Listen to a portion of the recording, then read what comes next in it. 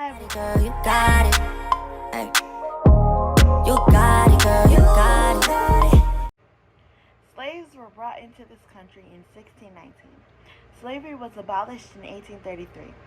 The Civil Rights Act ended segregation in public places and banned employment discrimination on the basis of race, color, religion, sex, and national origin.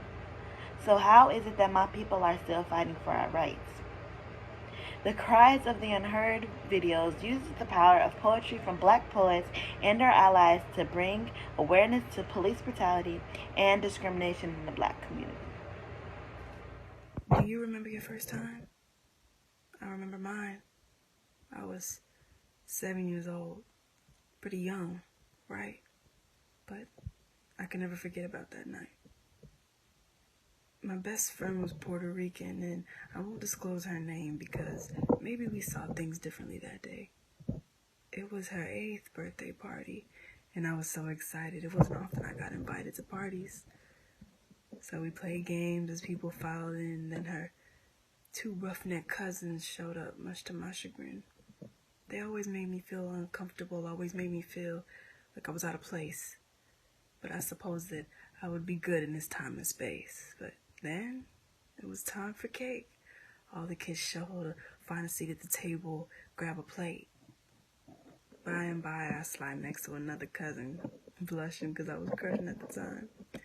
Maybe my 7-year-old affections were too obvious. Maybe I could have toned it down a bit. But what came out that ragamuffin's mouth? I couldn't prepare for that shit. We don't mess with niggers, she shot at me in front of everybody. I had never heard that word before, but it sounded like it was supposed to hurt. It sounded as if it was supposed to sting, bring me to tears with that thing, that word. Still innocent, I brushed it off. But my best friend's mother scoffed, saying, "That's not nice." But I realize now that she probably used it too. Because when kids see adults doing something, they soon follow suit. That was my first time.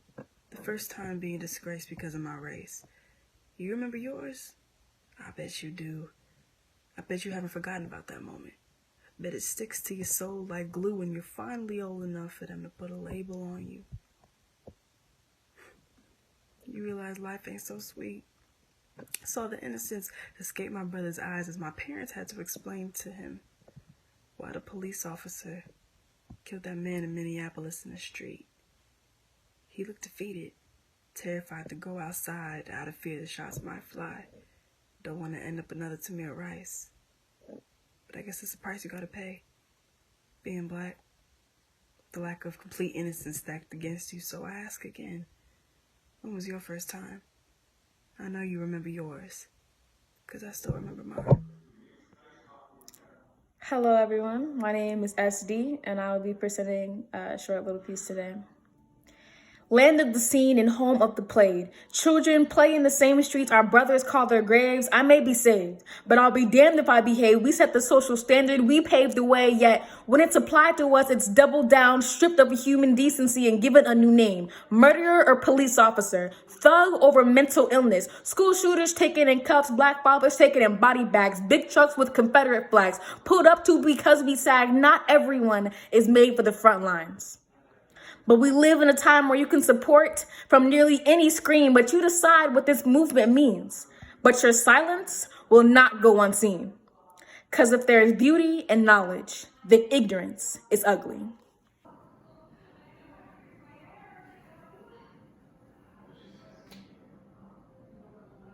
Hi, my name is avianicolee, and this is a poem that I wrote entitled, This Is For.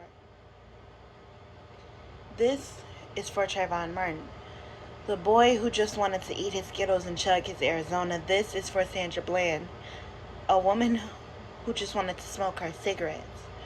This is for Oscar Grant, a man just trying to get home for his baby girl.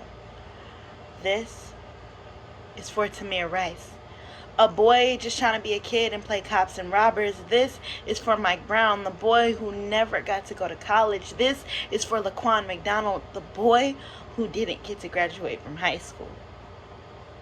This is for Breonna Taylor, a woman who just wanted to wake up in her own home.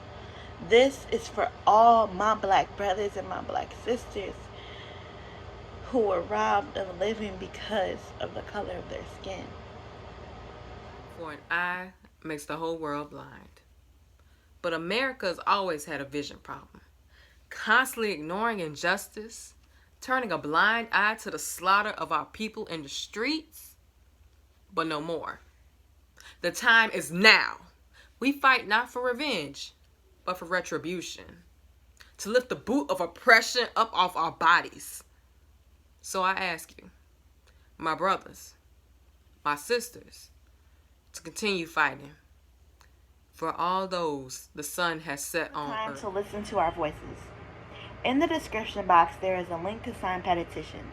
While protesting may not be for everyone, there are other ways to help. Don't just do nothing. Help us in this. All lives cannot matter until Black lives matter. My life matters. Black lives matter. Thank you for watching.